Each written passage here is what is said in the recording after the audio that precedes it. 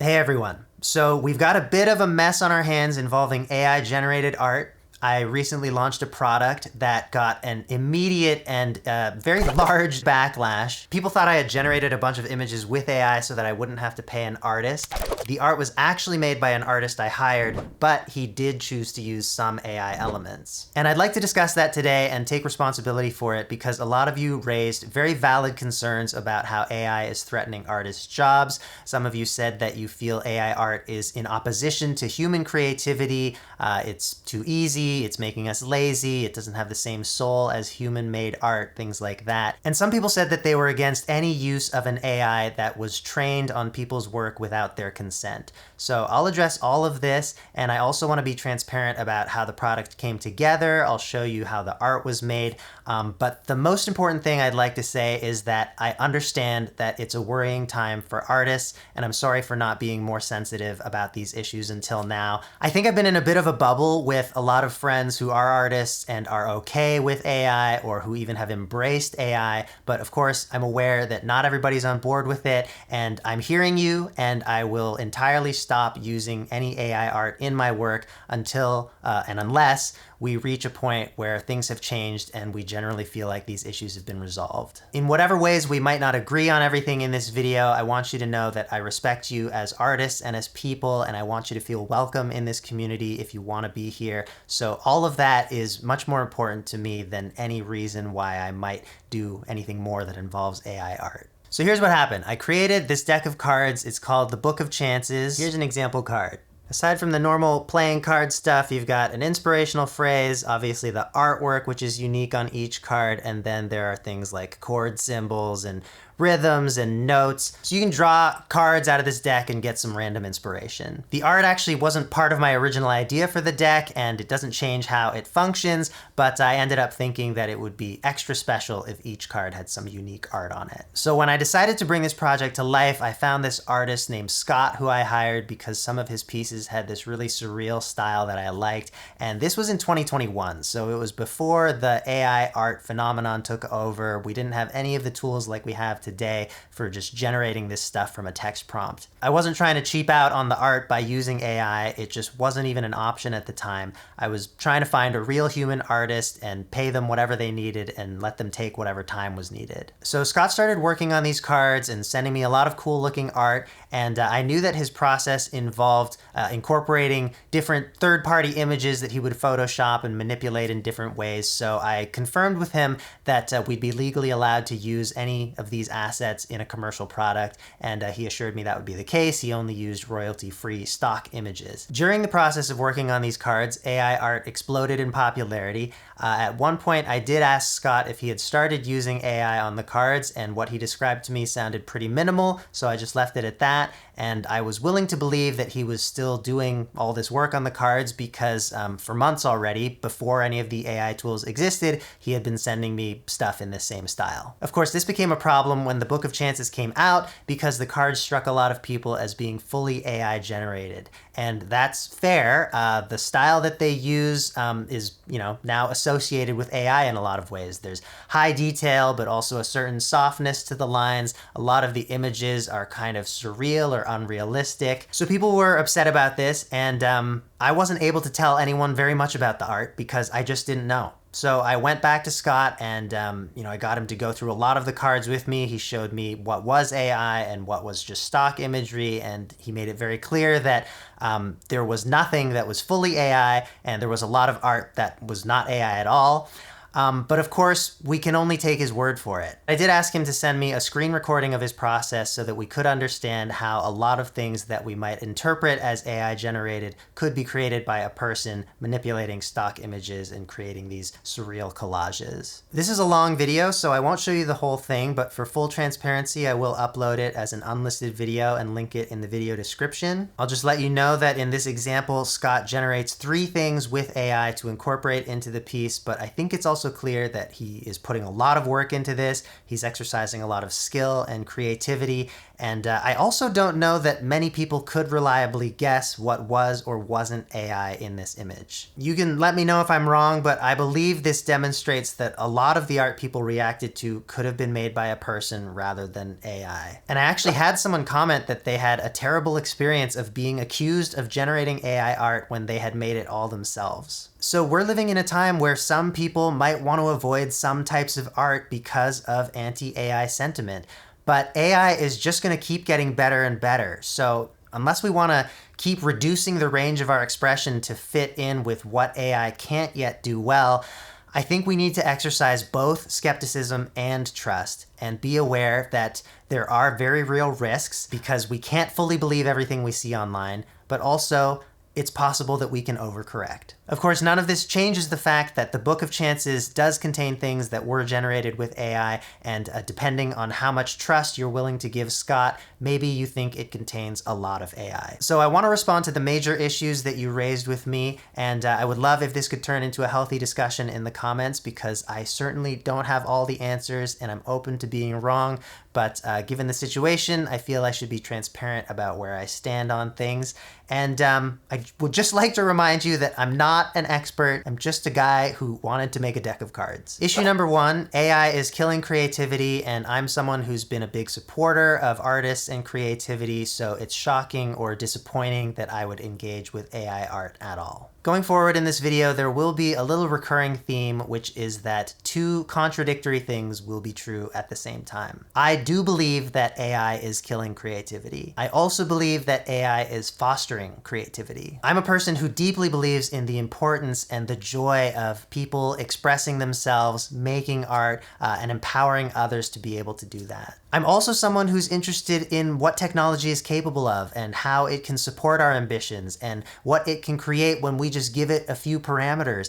And also, more broadly, just how our art can be expanded upon by expression that's not necessarily our own, by ideas that come from other people or from nature or even from machines. You've seen my ridiculous synthesizer over there. I get that to generate melodies for me all the time. I think like many tools, it depends how AI is used. Certainly someone can just type in a prompt and take the resulting art and try to pass it off as their own, and that sucks. Someone could decide that they'd rather do that all day than develop any traditional artistic skills. But like most technologies, there are ways to use it that are malicious or lazy, and there are ways to use it that are empowering or that make life better. I believe AI can be one more tool that artists can use in ways that I don't think take away from the humanity or the creativity of their work. It can generate inspiration or different perspectives. It can be used to quickly iterate on things or prototype an idea, and it can take over a lot of the tasks that you don't find meaningful so that you can spend more time on what is more creative or rewarding or fun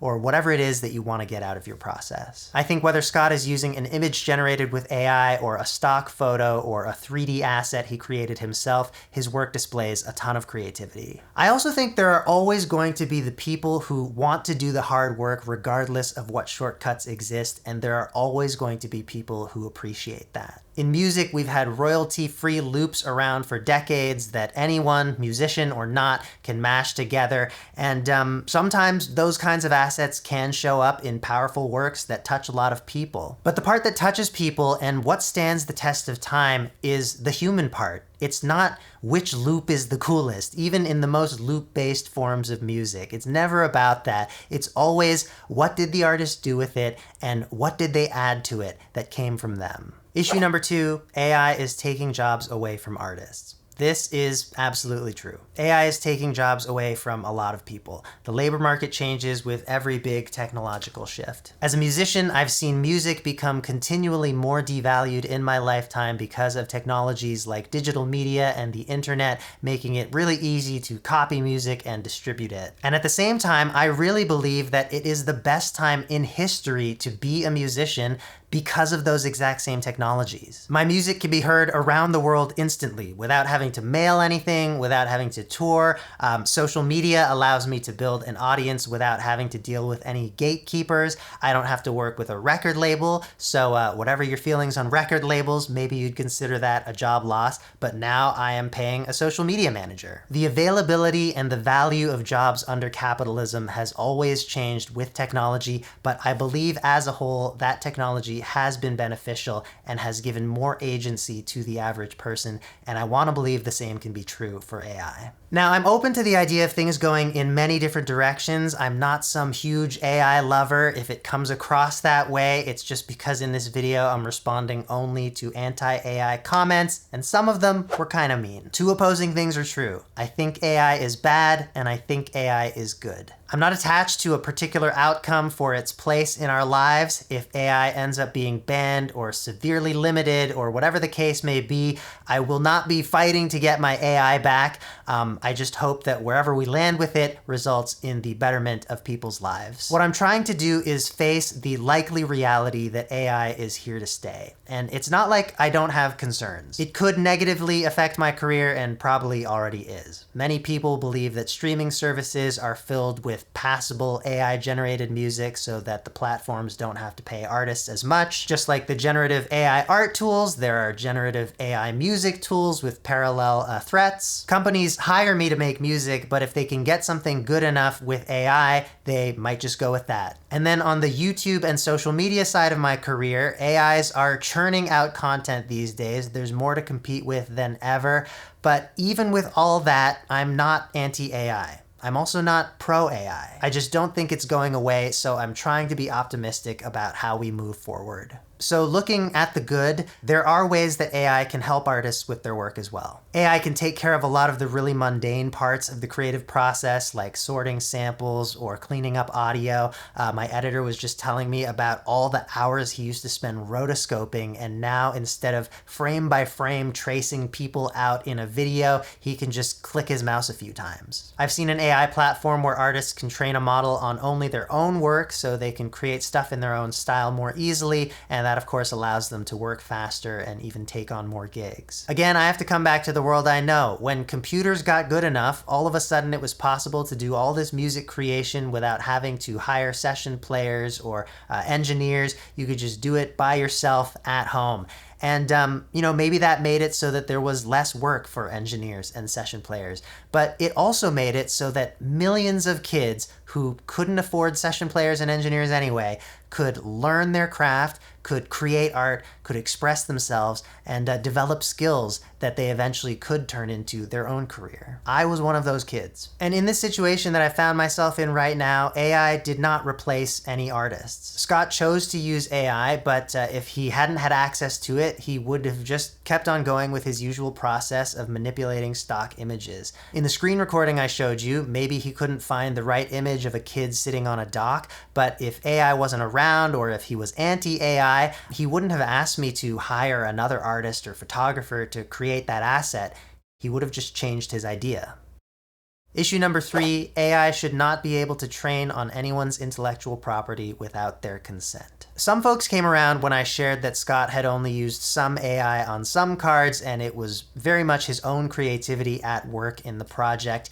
But others said that they believed that these AI tools were trained unethically and so any use of them at all was unacceptable. A few people told me that after following my work for years, just seeing these cards made them instantly done with me. So it's a very strong feeling, and I can understand that a tool like this feels wrong or threatening. And as I said earlier, I want to respect this perspective and I won't be using these tools anymore. But I know this is not the answer that some people are hoping to hear. Where I personally stand on the issue is that I just don't know. There are two opposing ideas and I see them both. I agree that it doesn't seem fair that an algorithm should be able to learn from someone's work without their consent when it can so easily reproduce their work. Also, I agree that this technology is so new and so completely different from what's come before that it doesn't seem to fit in to our current understanding of copyright. So just to make sure we're all on the same page, I feel like it may be necessary to address that some people think of a generative AI art model as a massive library of all different kinds of images, and when it's given a prompt, it takes a bunch of little pieces of whichever images it needs to in order to create what you asked for. And while it can produce results that appear that way, what it's actually doing is creating a new image based on all the patterns it's detected in language, in images, and in the associations between the two. The big issue is whether training a model on someone's work without their permission amounts to copyright infringement.